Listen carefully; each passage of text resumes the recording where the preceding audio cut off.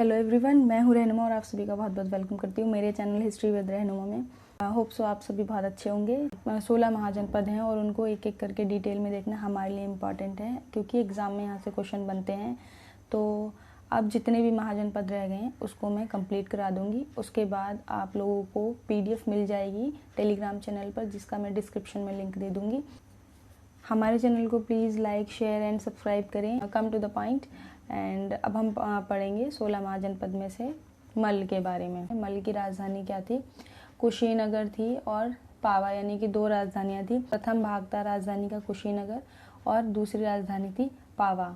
मल्ल जो है वो कौन से एरिया में एग्जिस्ट करता था?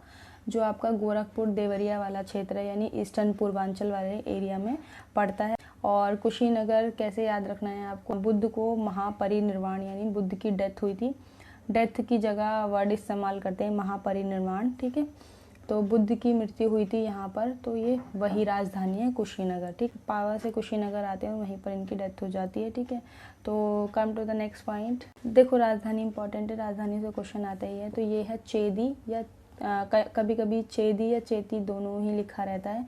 तो इसकी राजधानी थी सोत्थिवती। ये है सोत्थिवती, छोटी ई की मात्रा है, सोत्थिवती और सुक्तिमती। ये कौन से वाला एरिया पड़ता है? आधुनिक बुंदेलखंड। और बुंदेलखंड कहाँ पड़ता है? यूपी और MP दोनों के बीच वाला जो क्षेत्र है, यानी कि ये है यूपी और ये इस तरफ नीचे जाएंगे आप MP। तो वाला जो रीजन है मिड वाला, इसको कहते हैं बुंदेलखंड। तो चेदी बुंदेलखंड के अंदर स्थित था। यहाँ की राजधानी थी सोत्थिवती या सुक्तिमती। होप सो आप समझ पा रहे होंगे। Come to the next point. राजधानी याद रखना बहुत इंपॉर्टेंट है, क्वेश्चन में पूछा गया है, चाहे आप प्रीवियस ईयर के क्वेश्चन उठा के देख लें। मेरी वीडियो को लाइक, शेयर एंड सब्सक्राइब करेंगे तो उससे क्या होगा, लाइव आके पढ़ा पाऊंगी। उससे जैसे ही ये एंशिएंट इंडिया कंप्लीट होगा, इसके बाद मैं सीरीज़ लेकर आऊँगी, तो आपके साथ और लोगों का भी फ़ायदा होगा। सीरीज़ के साथ NCERT बाद में धीरे धीरे कराऊंगी, तो उसके लिए आप मुझे थोड़ा सा सपोर्ट करें, तभी ये सारी चीज़ें पॉसिबल हो पाएंगी। इसके अलावा प्रीवियस ईयर के क्वेश्चन भी कराऊंगी मैं। तो किस तरीके से स्टेट PCS के, किस तरीके से SSC वगैरह के क्वेश्चंस बनते हैं यहाँ से, मुझे श्योरिटी है कि राजधानियों से क्वेश्चन पूछे जाएंगे, ठीक है, क्योंकि इम्पॉर्टेंट है। देखो, फैक्ट कभी ख़त्म नहीं होते हैं और फैक्ट से रिलेटेड क्वेश्चन आते ही आते हैं। वत्स की राजधानी क्या थी? कौशाम्बी। कौशाम्बी कहाँ पे पड़ती है? इलाहाबाद, आज का जो प्रेजेंट इलाहाबाद है, ठीक है। प्रयागराज या बांधा। एंड बुद्ध काल में ये पौरव वंश का शासन था, जिसका शासक उदयन था। क्वेश्चन आता है यहाँ पे कि वत्स का शासक कौन था? उदयन था, ठीक है। PGT वगैरह में भी क्वेश्चन पूछा गया है, प्रीवियस ईयर के अंदर क्वेश्चन पूछा गया था कि वत्स का राजा कौन था, तो उदयन था, ठीक।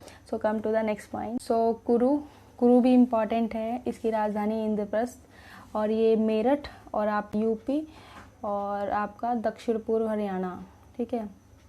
और कुरु की स्थापना किसने की थी? अर्जुन ने की थी। तो come to the next point. Panchal देख लेते हैं। पांचाल की राजधानी भी शुरुआत में दो भागों में डिवाइडेड थी।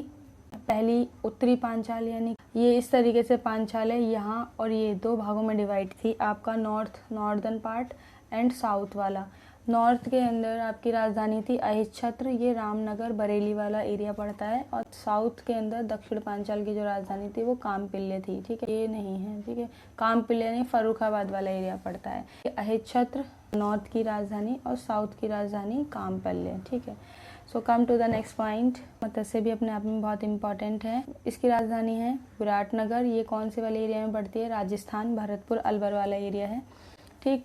और इसका कोई पॉलिटिकली इम्पोर्टेंस नहीं है मत्स्य का, हालांकि ये 16 महाजनपदों में से इम्पॉर्टेंट है, लेकिन पॉलिटिकली नहीं है, आपके अदर फैक्टर में इम्पॉर्टेंट है। तो आपको इतना याद रखना है। देखो, थोड़ा सा एग्जामिनर घुमाने की कोशिश करता है, अगर वो आपके लेवल से सोच लेगा तो सभी क्लियर कर जाएंगे। वो ऐसे ही पूछ सकता है कि इसकी राजधानी विराटनगर, तो ये तो सिंपल क्वेश्चन हो गया। ऐसे ही पूछ सकता है कि विराटनगर कौन से वाले एरिया में पड़ता है, तो आपका भरतपुर भी दे सकता है, वो राजस्थान भी दे सकता है। तो आपको ध्यान रखना है, इस चीज़ को मैसी नहीं करना है, ठीक। Come to the next point. And अब हम पढ़ते हैं सूरसेन को। सूरसेन की राजधानी थी मथुरा। जो यूनानी लेखक हैं उनको मथुरा को इन्होंने क्या कहा है? तो मैथोरा कहा है, मैंथोरा नहीं है, ना की बिंदु नहीं है, मैथोरा है। तो मैथोरा कहा है इन्होंने। तो क्वेश्चन आया था कि मैथोरा किसने कहा है, ठीक है, या मैथोरा किसको कहा गया है? तो मथुरा को कहा गया है मैथोरा।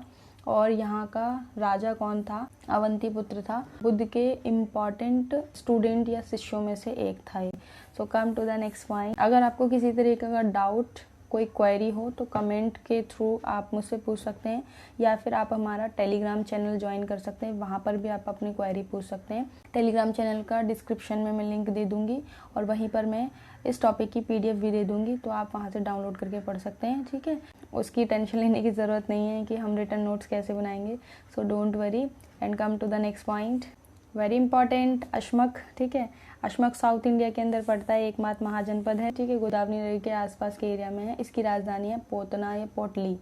साउथ इंडिया का एकमात्र महाजनपद है कि साउथ इंडिया में 16 महाजनपदों में से एक महाजनपद की उत्पत्ति हुई थी, वो था अशमक। याद रखना है आपको, भूलना नहीं है। अवंती देख लेते हैं। इसकी भी उत्तर और दक्षिण दोनों की अलग अलग राजधानी थी। उत्तर की राजधानी थी आपकी उज्जैनी और दक्षिण की राजधानी थी आपकी महेशमती, ठीक। और अवंती इतना इम्पोर्टेंट क्यों है, क्या रीज़न है?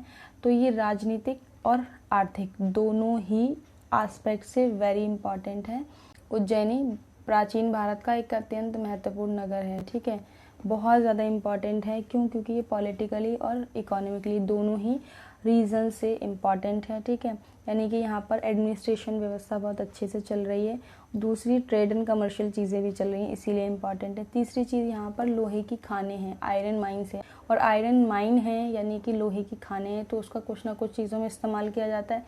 अगर आपने मेरी लास्ट वीडियो देखी होगी तो मैंने आपको बताया होगा कि अस्त्र शस्त्र, जो सैनिक हैं उनके हथियार बनाए जाते थे। जो हथियार हैं वो अब लोहे के निर्मित होने लगे। लोहे के हथियार निर्मित होने का मतलब है कि अपने आप में सेना में एक जान आ जाना, ठीक है। तो सैनिक दृष्टि से बहुत ज़्यादा इम्पॉर्टेंट था अवंती। गांधार की तरफ आ जाते हैं। इसकी राजधानी है तक्षशिला। गांधार जो एरिया है वो ट्रेड के लिए तो इम्पॉर्टेंट है ही, उसके साथ एजुकेशन के लिए भी इम्पॉर्टेंट है, ठीक है।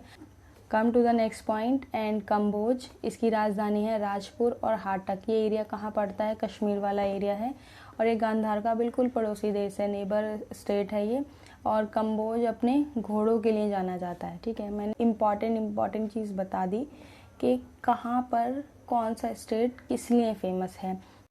यहीं पर महाजनपद टॉपिक फिनिश होता है। 16 महाजनपद को करा दिया है। 16 महाजनपदों में सबसे इम्पॉर्टेंट है मगध। सो हम धीरे धीरे आप डायनेस्टी को कवर करेंगे नेक्स्ट वीडियो के अंदर। मेरी वीडियो को लाइक, शेयर और हमारे चैनल को सब्सक्राइब करें। अगर जितने भी लोग मुझे सपोर्ट करते हैं तो मैं प्रीवियस ईयर के क्वेश्चन पेपर भी लाइव कराऊंगी, उसके लिए आपको थोड़ा सा सपोर्ट करना पड़ेगा। एंड इस वाले टॉपिक की आपको टेलीग्राम पर दे दूंगी और टेलीग्राम का लिंक मैं डिस्क्रिप्शन में दे दूंगी, वहाँ पर आप जाकर मेरे टेलीग्राम चैनल को ज्वाइन कर सकते हैं। यहीं पर आपको PDF मिल जाएगी, तो रिटर्न नोट्स की टेंशन नहीं है। आप मिलते हैं नेक्स्ट वीडियो में। Bye bye, stay healthy, stay safe, thank you so much.